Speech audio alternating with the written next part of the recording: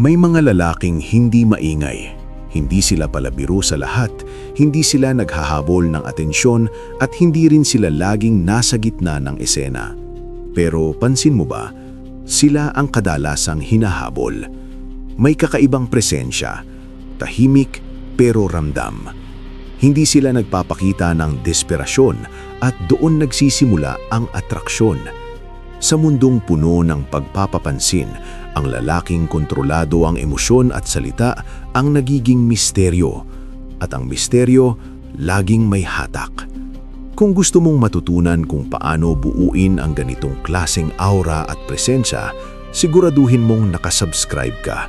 Dito, hindi lang tayo nagkukwento, nagpapalakas tayo ng karakter. Una, kontrolin ang emosyon, huwag ang tao. Ang unang sikreto ng tahimik pero laging hinahabol ay hindi tungkol sa itsura o porma. Nasa kontrol ito, kontrol sa emosyon. Maraming lalaki ang bumabagsak sa isang simpleng pagkakamali. Sobra silang reactive. Kapag hindi nireplyan, nag-u-overthink. Kapag may kaunting selos, nagagalit agad. Kapag hindi napansin, biglang magpapapansin. At doon nawawala ang attraction. Ang lalaking may stoic presence ay iba. Hindi siya madaling basahin. Hindi dahil naglalaro siya, kundi dahil may disiplina siya sa sarili. Kapag may tensyon, kalmado. Kapag may pressure, steady. Kapag may problema, hindi siya sumasabog. Nag-iisip muna siya. Bakit ito attractive? Dahil ang emotional stability ay bihira. Sa panahon ngayon, karamihan emosyon ang nauuna bago isip. Kapag ikaw ang lalaking hindi natitinag, nagiging safe space ka. At ang safety na may lakas ay malakas ang dating. Hindi ibig sabihin itong wala kang nararamdaman. Ang ibig sabihin, ikaw ang may kontrol sa nararamdaman mo. Hindi ikaw ang kinokontrol nito. Subukan mo ito. Sa susunod na sitwasyon na dapat mag-react ka agad, huminto ka, humina. Piliin mo ang response mo. Hindi mo kailangang patunayan ang sarili mo sa bawat pagkakataon. Tandaan mo, ang tahimik na lalaki ay hindi mahina. Siya ang may pinakamalakas na pundasyon, sarili niyang isip. At kapag ang isang tao ay may kontrol sa sarili niya, natural na hinahabol siya. Pangalawa, maging misteryo. Huwag maging open sa lahat. May kakaibang hatak ang taong hindi mo agad mabasa. Hindi siya nagkukwento ng buong buhay niya sa unang usapan. Hindi rin siya naglalatag ng lahat ng plano, trauma at emosyon sa iisang gabi. May lalim pero hindi agad ibinubuhos. Maraming lalaki ang akala nila pagiging transparent ang susi para magustuhan. Kaya sobra silang nag-e-explain, sobra silang nag-share, sobra silang nagva-validate. Ang ending, nawawala ang intrigue. Ang tahimik na lalaking hinahabol, marunong magtira para sa sarili niya. Hindi siya cold, hindi rin siya distant. Present siya, nakikinig, pero hindi niya kailangan mag-perform para maging interesting. Ang misteryo ay hindi tungkol sa pagtatago ng totoo mong pagkatao. Ito ay tungkol sa pacing. Unti-unti mong ipinapakita kung sino ka. Parang libro na hindi mo agad binubuksan ng huling pahina. Kapag hindi ka madaling ma-figure out, mas nag-i-invest ang tao. Mas nagiging curious sila. At ang curiosity, nagiging attachment. Isipin mo ito. Kung lahat ng iniisip mo ay agad mong sinasabi, saan papapasok ang imagination nila? Pero kung kalmado ka, composed, at hindi mo kailangan punuin ng bawat silence ng salita, nagiging mas mabigat ang presensya mo. Ang silence, kapag may confidence, hindi awkward. Powerful ito. Simulan mo sa ganito. Huwag mong gawing interview ang bawat usapan tungkol sa sarili mo. Huwag mong gawing validation session ang bawat interaction. Hayaan mong may mga bagay tungkol sa'yo na nadidiskubre nila over time. Ang lalaking may depth ay hindi kailangan mag-ingay. Ramdam siya kahit hindi siya nagsasalita ng marami. At tandaan mo, ang taong madaling makuha ay madaling pagsawaan. Pero ang taong may lalim at kontrol sa sarili niyang kwento, siya ang hinahabol. Pangatlo, magkaroon ng sariling mundo. Ito ang madalas nakakalimutan.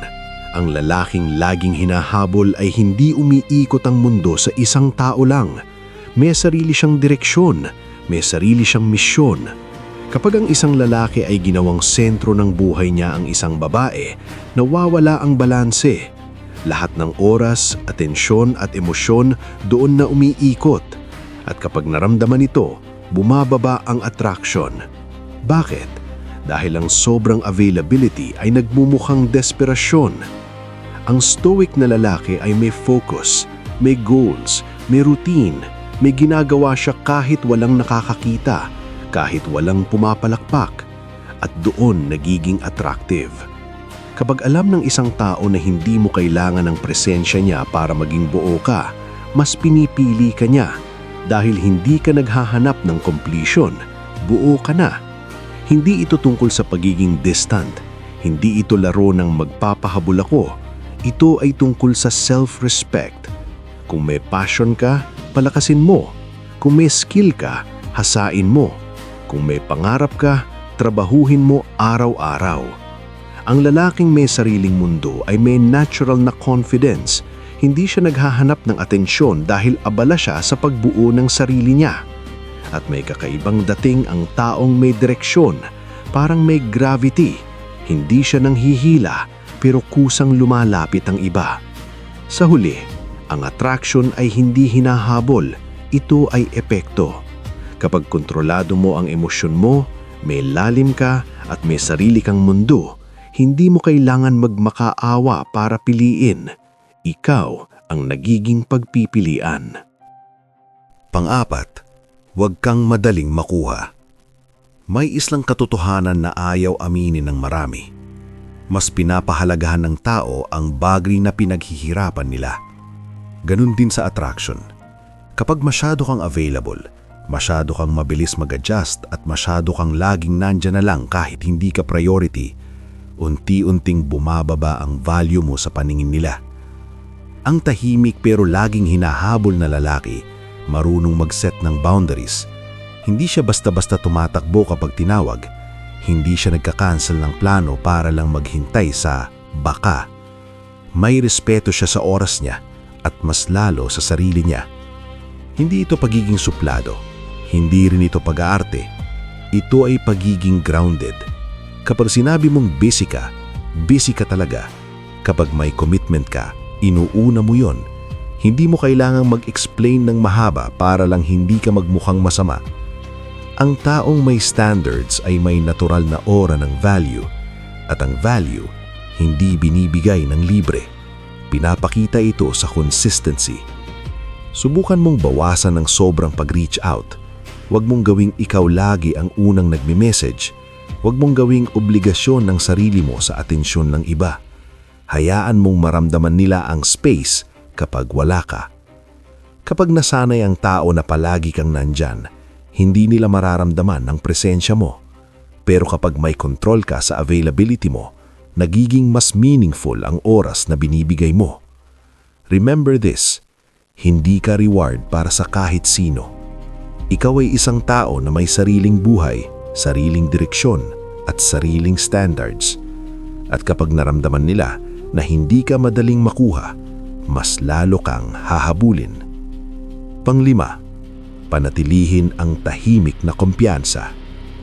May malaking pagkakaiba ang tahimik na lalaki sa insecure na tahimik. Ang isa, kalmado dahil sigurado sa sarili. Ang isa, tahimik dahil natatakot. Ang tunay na stoic attraction nanggagaling sa tahimik na kumpiyansa. Hindi mo kailangang ipagsigaw kung sino ka. Hindi mo kailangan magyabang ng achievements mo sa bawat usapan. Ang confidence mo, makikita sa posture mo, sa pananalita mo, at sa paraan ng pag-handle mo ng sitwasyon. Kapag may nagbibiro tungkol sa'yo, hindi ka agad defensive. Kapag may pumuna, hindi ka agad napipikon. Pinipili mo kung alin ang papansinin at alin ang hindi worth ng energy mo. Ang tahimik na kumpiyansa ay self-assurance.